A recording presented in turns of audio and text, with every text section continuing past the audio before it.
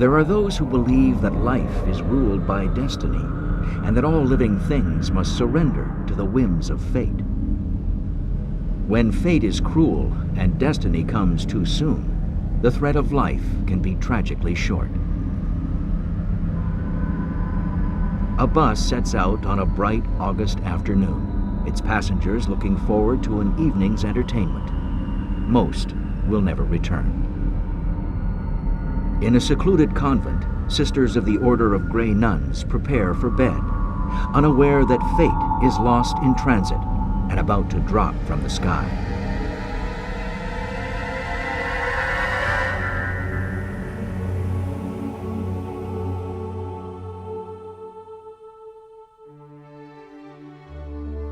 August 4th, 1978. In the village of Asbestos, Quebec, east of Montreal, bus company owner Gilles Bolduc repairs the brakes on one of his tour buses. As he packs his tools, he remembers that the handbrake for the 22-year-old bus is still in the trunk of his car. The brake has been jamming and parts have been hard to find. Tonight's charter will have to do without. The bus has been hired by La Fraternité des Malades et Handicapés, a local association that organizes activities and workshops for the town's mentally and physically challenged. The group has chartered vehicles from Gilles Bolduc before.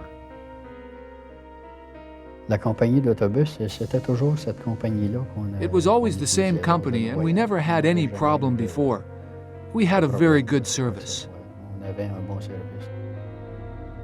Gilles Bolduc is scheduled to drive, but because his wife is in hospital, he trades shifts with his brother-in-law, Denis Martel. Martel has made dozens of trips with the association over the past 2 years. Tonight, he will take 35 workshop members and 11 volunteers to a musical play being performed in the town of Eastman, 100 kilometers away. On avait des personnes de tous les genres. We had people from a wide range of ages. We had people with a physical or an intellectual handicap, and some with the Down syndrome. There are people who really like to work as a volunteer at the fraternité. All they needed was the desire to help others and to be comfortable enough with those people. One of the most active volunteers is 36-year-old Monique Gregoire. On this particular Friday, Monique has barely had time to prepare dinner for her family before catching the bus. My mother was a person who loved to help others. She was a woman often away from the family home because she was so involved with the organization.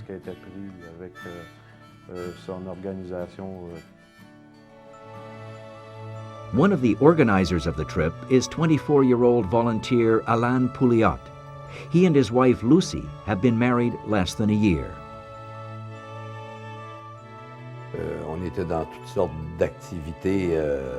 We were very involved in many kinds of activities because we didn't have any kids.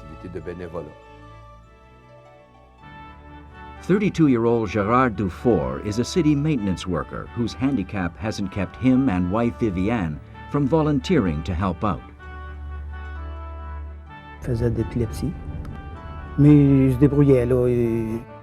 He was epileptic, but he knew how to manage his life.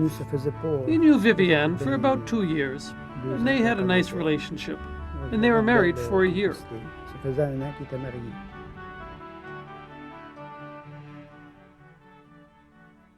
Several parents have joined their children for the trip. Maurice and Geraldine Paquette are with their son, Pierre.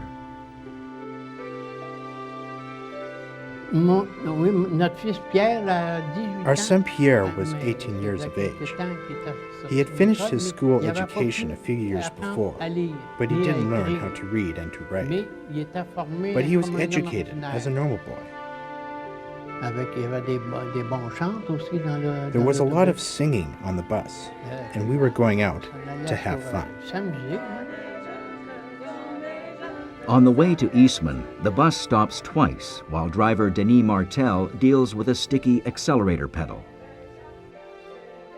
There was a really strange feeling on the bus. That makes me think that some of the people knew that something was going to happen.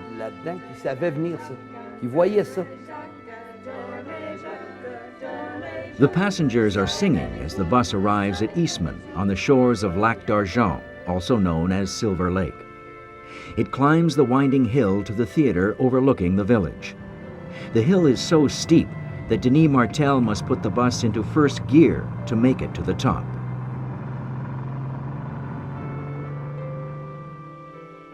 The group's spiritual advisor, Father Gaston Saint-Jean, helps passengers off the bus. He is assisted by student curate Raymond Clouchier, who has been at the Asbestos parish for less than a year. For group members and volunteers alike, it is a delightful evening of music and comedy. No one in the audience suspects that for some, it will be their last.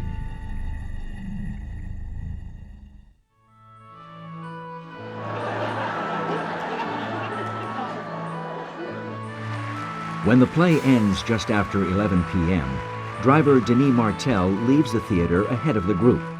He starts the bus and brings up the air pressure for the vehicle's brake system.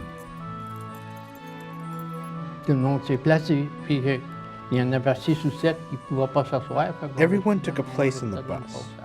There were 6 or 7 people who didn't have seats, and we were standing in the aisle. My son Pierre said to me, "Dad, take my seat." And he stood up and I took his seat.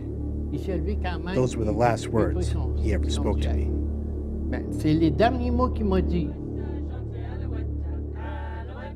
Passengers are singing happily as the bus starts down the steep hill road. As the bus reaches the steepest part of the hill, 45 meters from the bottom, Denis Martel suddenly realizes that something is wrong.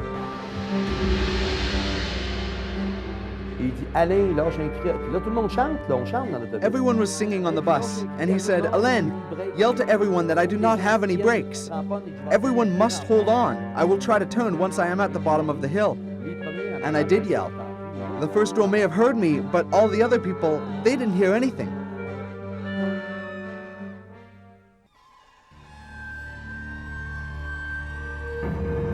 Friday, August 4th, 1978. Just before midnight, a busload of handicapped children and adults races down a steep hill overlooking the village of Eastman, Quebec. The brakes have failed, and driver Denis Martel has only seconds to decide what to do. The highway intersection is just ahead, with a hotel on the left-hand corner. Beyond that is the beach leading to Silver Lake. With the bus picking up speed, Denis sees that he won't be able to make the 90-degree turn at the bottom without flipping over. He decides to drive into the lake, figuring that the water will bring them to a stop. There was not much choice. There was a maple tree close to the shore and the lake. Maybe, he said to himself, if I stopped by hitting the maple tree, there would be a lot of injured people, and he took a chance in the water. The bus crosses the beach at 64 kilometers per hour and hits the water. However, instead of plowing into the lake as Denis Martel planned, the 21-ton vehicle leaves the beach at an angle, skimming across the water like a giant rowboat. In seconds, it is 80 meters from shore, sinking in 15 meters of water. As water gushes into the bus, passengers begin to panic.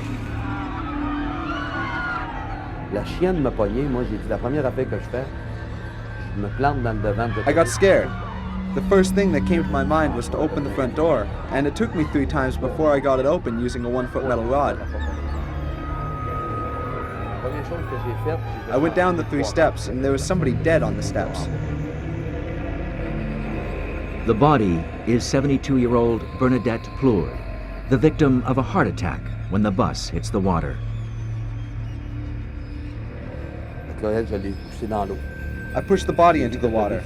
I could see that the bus was still floating on the surface and that we were far from the shore. It was dark, but with the lights on the shore, we could see different objects floating in the distance. Alain Pouliot is the first passenger off the bus. He hears the cries for help from inside as he swims for shore. I was telling myself, I cannot save all the people by myself, but what I can do is look for a boat and get help. That way we will save a lot of them.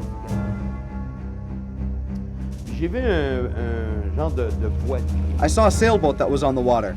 I had in my mind to take the sailboat and go back to the bus. The sailboat was 50 feet from the shore, and it was locked with a chain and lock.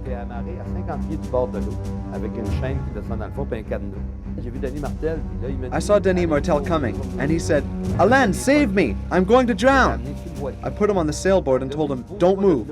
Somebody will come to help you," and I continued to swim to shore.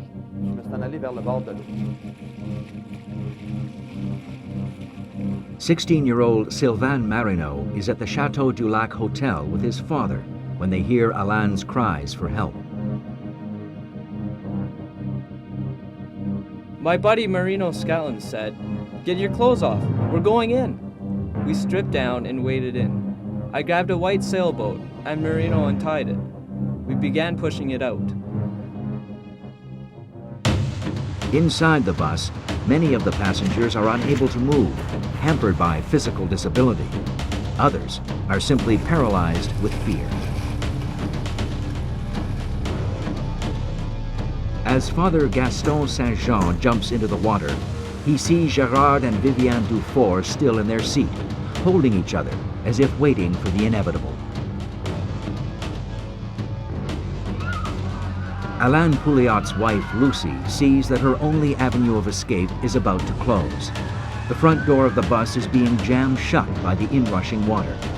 Desperate to survive, she manages to force herself through.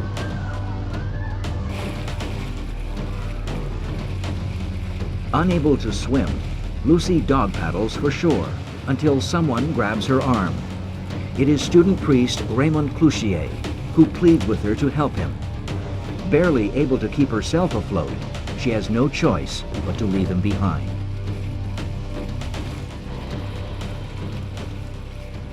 Still struggling, the young priest finds Father Gaston Saint-Jean, also trying to get to shore. And Father Gaston St. John tried to take his trainee with him by the arm, but after a little while he had to let him go, and that moment left him with a deep memory.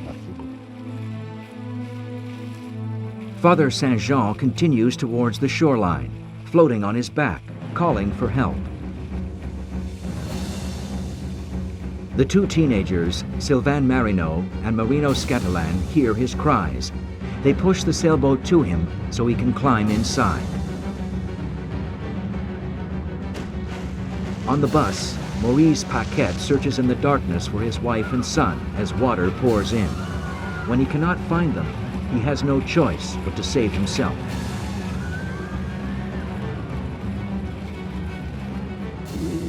On criait pour avoir des chaloupes, pour avoir de l'aide, mais We were yelling to get some boats for help, but nobody came. And after 15 to 20 minutes, the bus sank completely.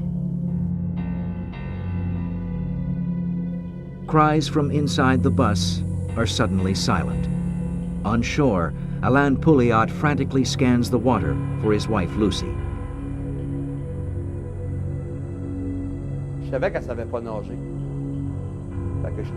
I knew that she didn't know how to swim, and I yelled, "Lucy!" Then I heard, "Alain!" and I saw 2 or 3 heads coming out of the water. It was hard to see, but finally I recognized my wife. Maurice Paquette is also headed for the beach. I swam until I reached the side of the lake, but when I reached the side, I wanted to go back. He thought he could save his wife and he wanted to go back in the water, but we didn't want him to. His fellow passengers prevent Maurice from returning to the water. Of the 47 on the bus, only 7 have survived. It will be another 29 hours before those left behind are brought to shore.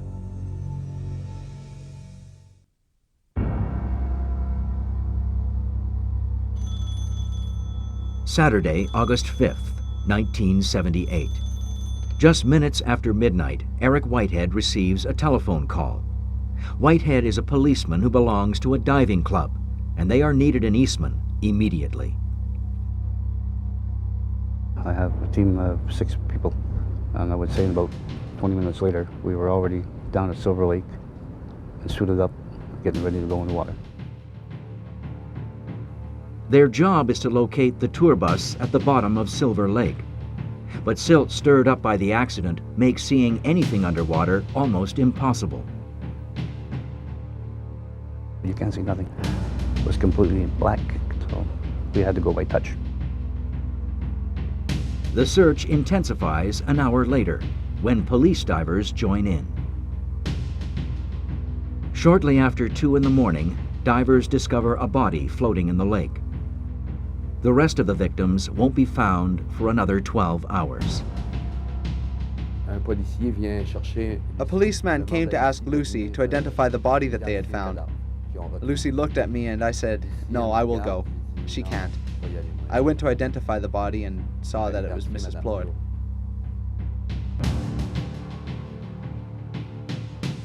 In asbestos, Germain Gregoire has had a fitful night. He has wakened several times to discover that his wife Monique has not yet returned from the trip to Eastman.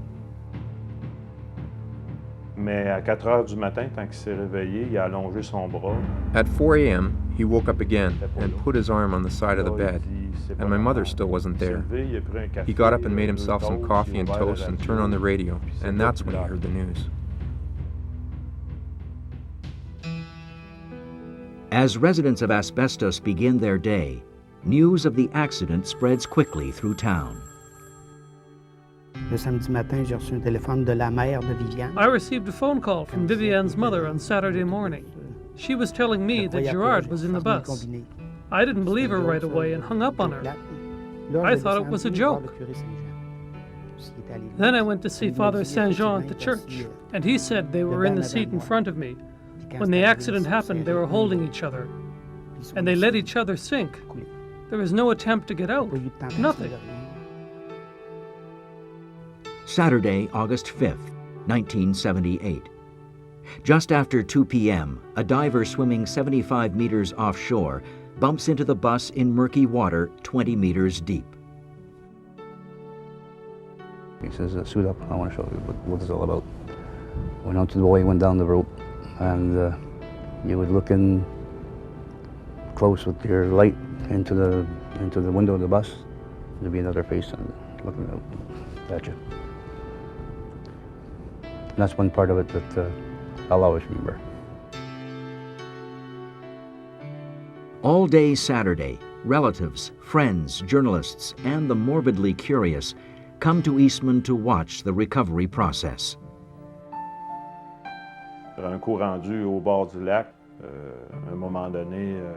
Once we arrived at the lake, my father talked to someone and was telling him that his wife was on the bus, and immediately an army of journalists surrounded him with microphones to take his comments. My father explained the situation, but at a certain point he began to cry. At that point, the journalist went to interview someone else.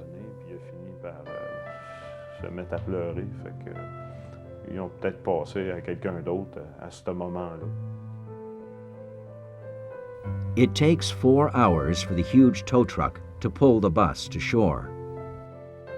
37 bodies are recovered from the bus, including that of Monique Gregoire, Maurice Paquette's wife Geraldine and son Pierre, and Gerard and Viviane Duford. Not one handicapped passenger has survived. Sunday, August 6th, 1978. The bodies of the victims of the Eastman tragedy lie together in a local arena. Grieving relatives file through to view and identify the dead.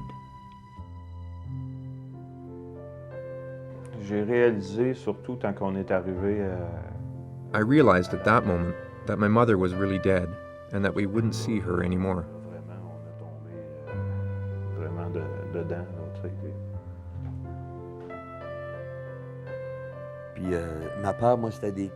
I was scared that people would look at me and say, "You did nothing for my mom.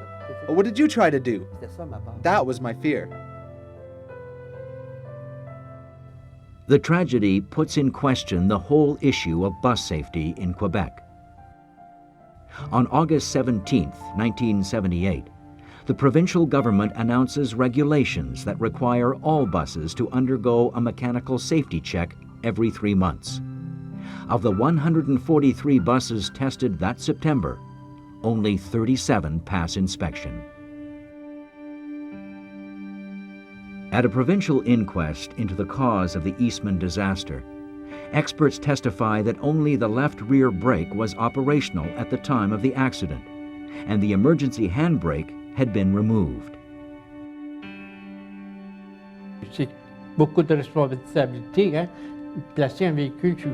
It's a lot of responsibility to put a vehicle on the road without any brakes that carries 30 to 50 passengers. It doesn't make any sense. It's irresponsible.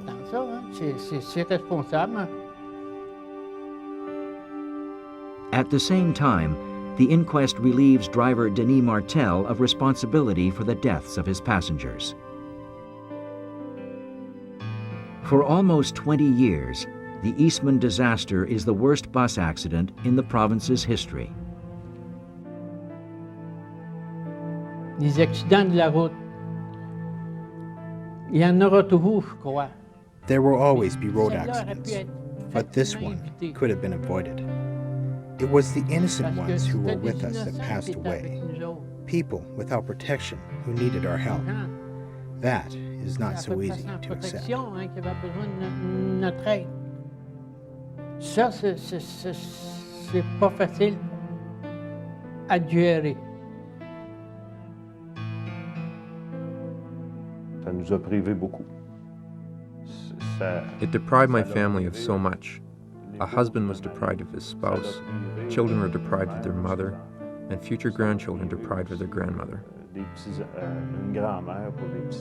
It's very sad that she couldn't meet her grandchildren because she would have been a very good grandmother.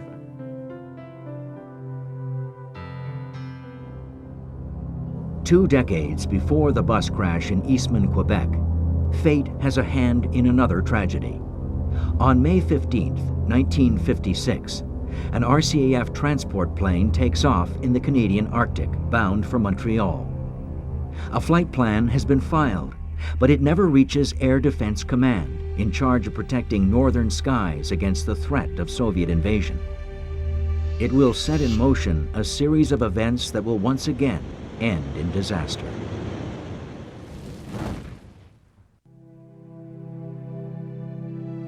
Tuesday, May 15th, 1956. 11 kilometers east of Ottawa, in the tiny village of Orleans, Ontario, it is just another day. The largest building in Orleans is the Villa Saint-Louis, near the banks of the Ottawa River. It serves as a retreat and rest home for the Sisters of Charity, an order commonly known as the Grey Nuns. The Villa Saint-Louis was a beautiful building. It was facing the river. Nuns that had been sick or operated or something like that, they went there to rest. It was close from the river. And every week, nuns came down for holidays. The villa's resident chaplain is 43-year-old Father Richard Ward. Since his arrival, he has struck a chord not only with the sisters of the convent, but with their neighbors, particularly the Potvin family. That priest was a special man. Nearly once a week, he stopped at the farm. At that time, my dad was managing the farm, put it right under the cross. The Potvins all live in homes on the Saint Louis farm. Today, Joe Potvin and his children are on their way to fish in the river when they meet one of the nuns from the villa. The sister seems unusually nervous. She told me, Joe, it's funny. I feel funny today. And she took my hand and said, Joe, don't go to the river, you go back home. My oldest son, Daniel, said, Dad, we're going to fish. We're going to fish. Never mind the nuns.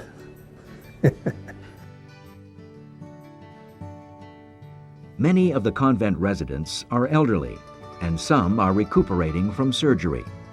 Others are quite young, just beginning their lifelong service to God. Sister Andrée Bernard is just 22 and has yet to pronounce her perpetual vows. She works at the infirmary at the Order's Mother House in Ottawa with Sister Ernée. Oh yes, I knew most of them because we had 4 of the younger ones there that were helping us during the summer. And those younger ones had gone for their holidays in New Orleans. Sister Ernée's aunt, Sister Sainte Croix, is also spending holiday time at the villa. She is joined by 27-year-old Sister Mathilde de la Croix, who has just returned from service in New England. Sister Laura Barbeau is a student nurse at Ottawa General, owned and operated by the Grey Nuns. She is looking forward to spending time at the Villa Saint Louis. We had 3 months of classes and then 3 months on duty. And we were scheduled to leave that evening for our 2-week vacation at the villa. At the last minute, however, the trip is postponed until the following morning. The rector of the La Salle Academy came and asked our superior of the time if we would like to have the young men from the academy come to give us a play at the hospital. And as we were going on vacation anyway, well, we said yes.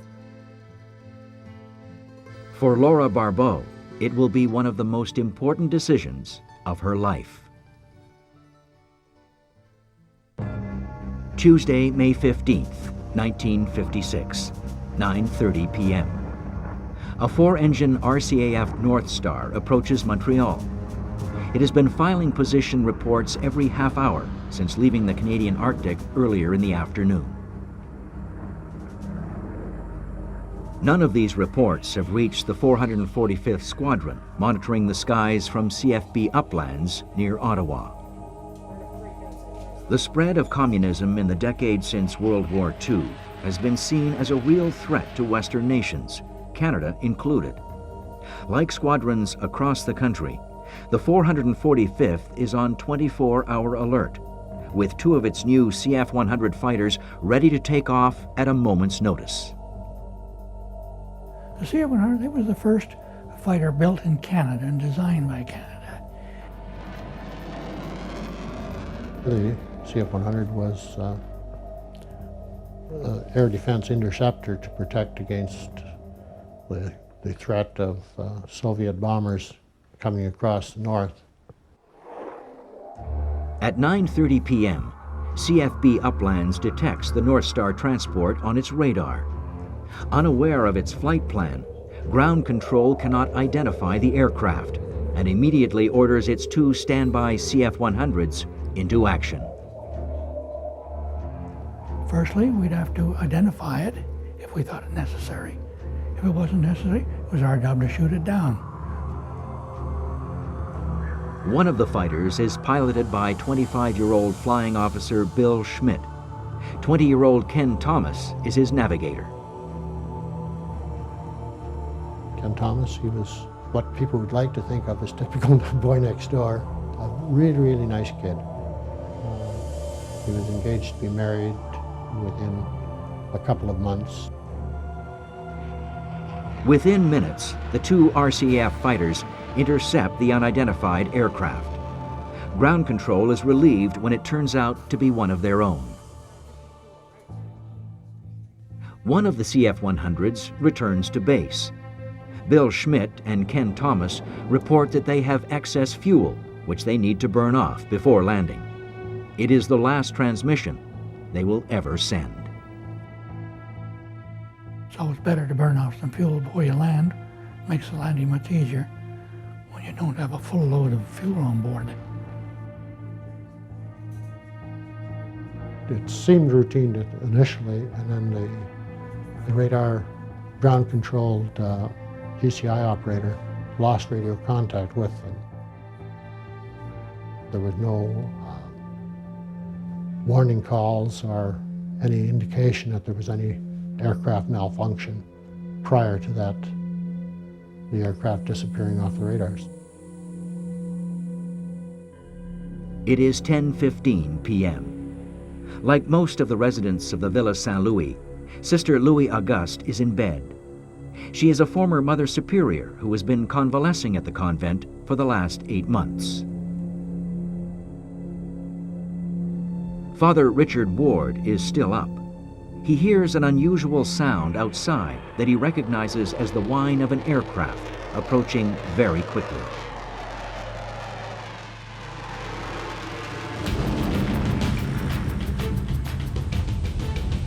Traveling at over 1,100 kilometers per hour, the CF-100 rams through the chapel adjoining the convent, then slams into the main building. There is only an instant between the initial crash and the horrible explosion that envelops the villa.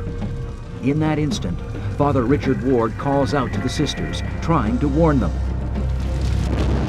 The shock of the explosion is felt all over Orleans. All of a sudden, there was one hell of a bang.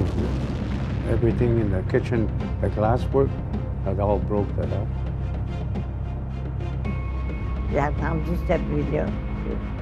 And I heard the noise and went to the window to look at the flames. We thought it crashed in the field. We didn't know. We were looking at the fire and we were hearing people yelling. We thought it was in the forest.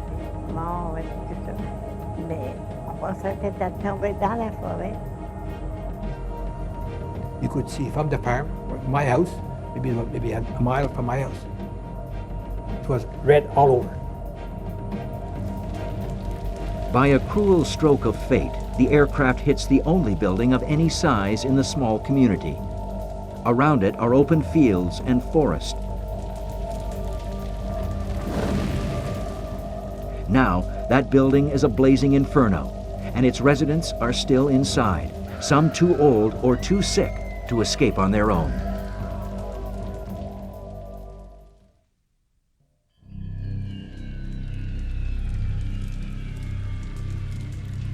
Tuesday, May 15th, 1956.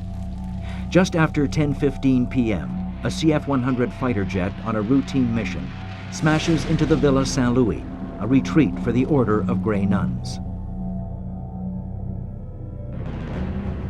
Inside the building, Sister Louis Auguste's world erupts around her. At first, I thought it was a bomb. I think everyone on the top floor must have been burned. Many on the ground floor were also unable to get out. I just had time to run to the aid of some of my companions, some of whom were invalids. Held by another sister, I transported one of the invalid sisters to the exit. Blinded by the thick smoke, the nuns can only feel their way along the walls, searching for escape. Some of them were not well and probably had taken medication also before they went to bed. So the others went to try to wake them up. Outside, neighbors hurry to the villa to help.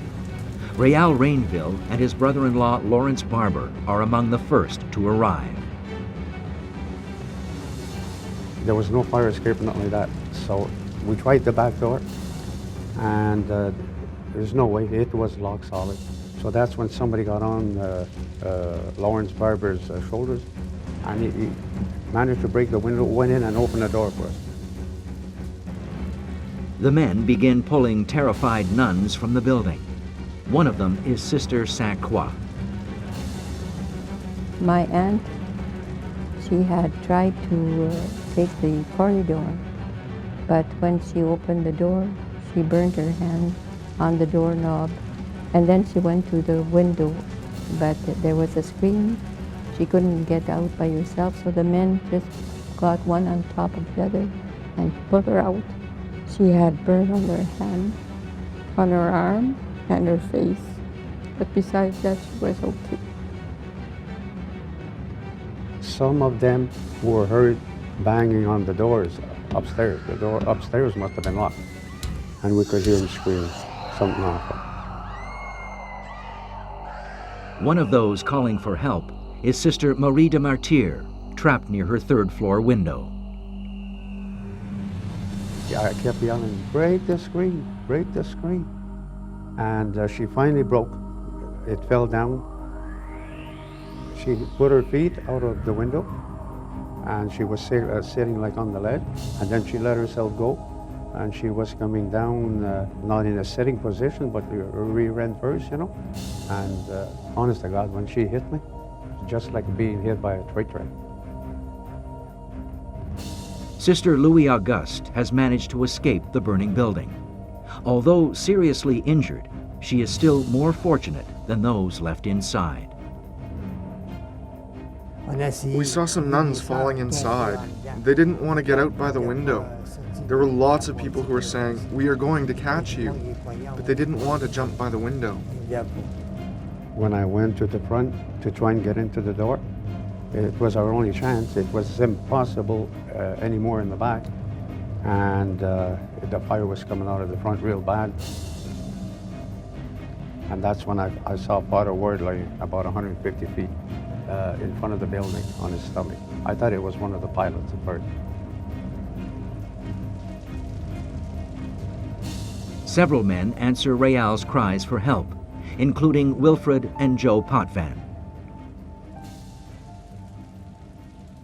We brought him near the river, and he passed away maybe 2 minutes after. And I took him, he died in my arm.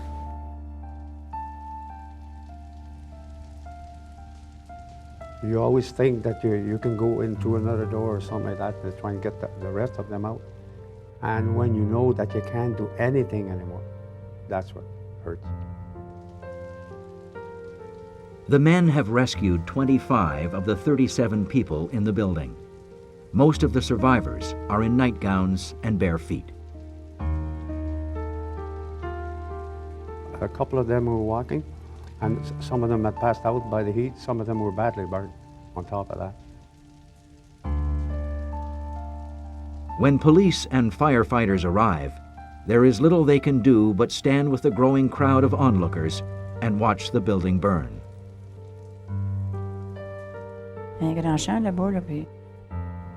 There was a big field there and a big crowd. It was terrible. They were exclaiming, "Ah!" because the fire was so high, and it was so big. Among them are the Simards, sisters of one of the nuns, Mathilde de Lacroix. They cried a lot. They were saying, "I hope my sister is not in the fire. I hope my sister is not in the fire." But unfortunately, she was there. The body of the 27-year-old nun is found in a rocking chair in her room, still holding her rosary in her hands. Some survivors are taken to Ottawa General, owned and operated by the Grey Nun Order. Student nurse Laura Barbeau, who was supposed to be at the villa that night, is part of the emergency team. Well, they were brought in cars and in ambulances, and those who came here, of course, were those who needed some type of medical help. This was a very, very emotional moment for us because many of our sisters were severely hurt. We placed them in the rooms and cared for them. But those burns, they were very long. It took very long to heal. They needed dressings every day. Sister Ernée is also concerned about the fate of the younger nuns who worked with her at the infirmary and who were staying at the Villa Saint-Louis. We were so anxious to know if they would be back. And we learned through the night that they were in the fire. They died. One of them, Sister Andrée Bernard, never gets the chance to take her final vows. Those without physical injuries are taken to a farmhouse not far from Orleans, where Sister Eliane Lalonde lives with 8 other nuns. A car arrived crowded with nuns, and one of them came in the house screaming. They were all in terrible, terrible shock.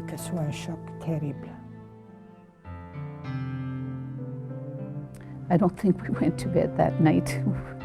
You know, even after everybody was settled in, we just spent the rest of the nights talking about it and wondering how this could all happen, how this plane happened to fall on the building was beyond our understanding because it was so close to the river and there was so much space around there that it was really unbelievable.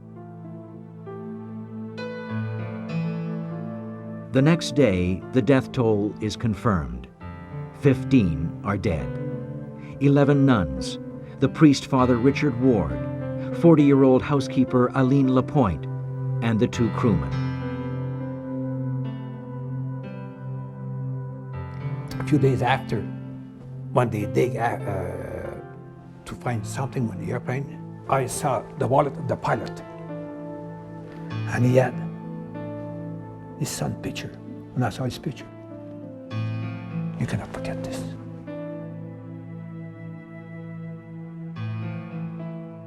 An inquest attributes the explosion to the CF-100's substantial fuel supply at the time of the crash. The cause of the tragedy is never confirmed, but Air Force officials have a theory. We can only assume that both crew members were incapacitated. The most logical reason for that would be an oxygen failure. Nothing else would go along with the scenario with no radio communication indicating a problem and neither crew member getting out of the aircraft.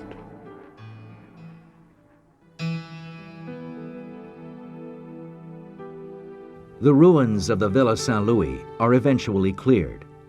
A new building is constructed in its place, not a private convent, but a public nursing home run by the Grey Nuns.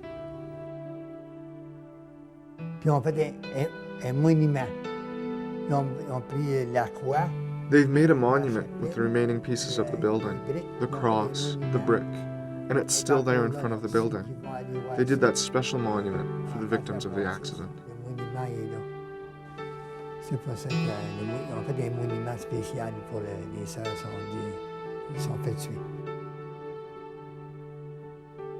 Those involved in the Villa Saint-Louis fire and the Eastman bus crash don't need monuments to keep the memory of these tragedies alive. Moi, j'essaie de me servir de cette épreuve. I try to use this event in my day-to-day life. Listen, stop complaining. You're not supposed to be here. If you have bad luck, it's nothing. At least you're alive. Si t'es à mort, là, au moins t'es vivant. Apprécie-la, la vie. C'est un événement que... It is an event that really affected my life and that will affect me for the rest of my life. You learn to live with it, but you never forget. T'apprends à vivre avec, mais t'oublies pas. You can still hear them screaming sometimes, you know, and you don't want to remember that. It's a kind of screaming that you're not going to hear, even on TV, you know. I don't know, it's not the same thing at all. It was extremely tragic, but again, in faith, you have to accept these things. There's a purpose for everything.